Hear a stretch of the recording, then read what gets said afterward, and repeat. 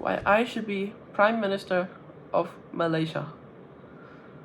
If you tell people you're a politician, people automatically assume you're a liar.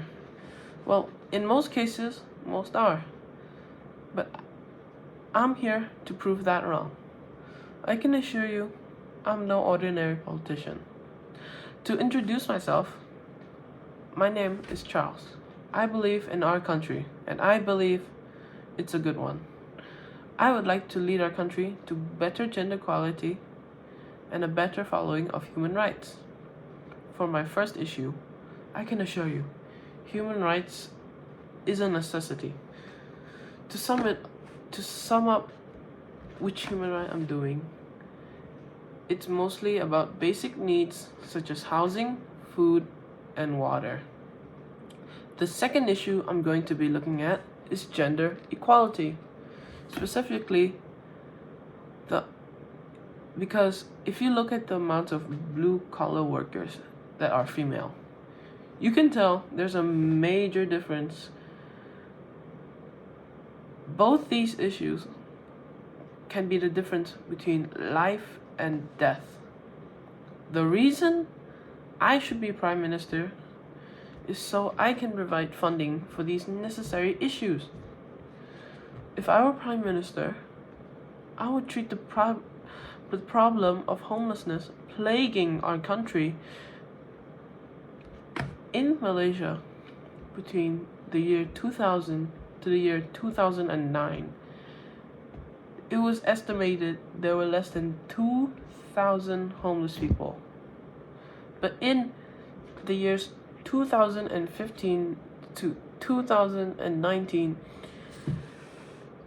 the amount of the homeless population increased by 15,000. And each year, the number rises from 20 up to 30%. This amount of increase in such few years is ludicrous. Even in the US, homelessness only climbs up 6% every year. Malaysia's increase is not only crazy, it's expensive. When homelessness started, we should have solved it then. We should have started funding shelters. We, as a Malaysia, should have started. That is why I should be Prime Minister. If I were Prime Minister, I can assure you, I would have noticed this problem from the beginning and solved it immediately.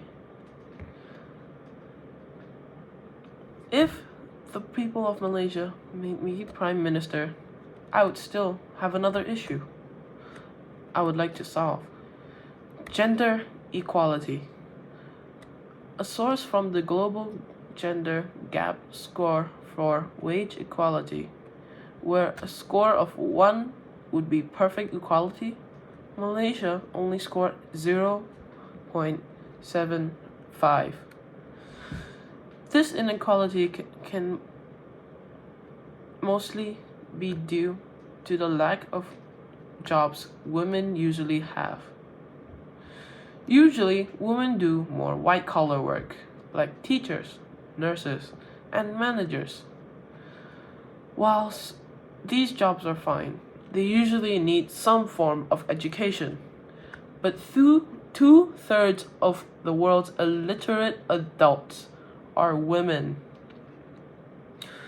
That's why I think women in the blue-collar work is an untapped market. Blue-collar work isn't easy, but it usually doesn't require a college degree. Blue-collar work can require basic requirements, and that's why I want to fund a basic course to teach illiterate or literate anyone who can join. Why limit ourselves to only teaching women? I believe the people of Malaysia needs this course for future jobs and future livable wages. I believe if I were Prime Minister, I could solve these problems and endless more. If I was Prime Minister, I would strive for more. To conclude, both of these issues addressed today. To sum up the situation on homelessness, I promise funneling money from other initiatives, funneling from other initiatives lessens the need to increase taxes. This also makes people less likely to oppose this approach. With the money, we could build shelters and homes.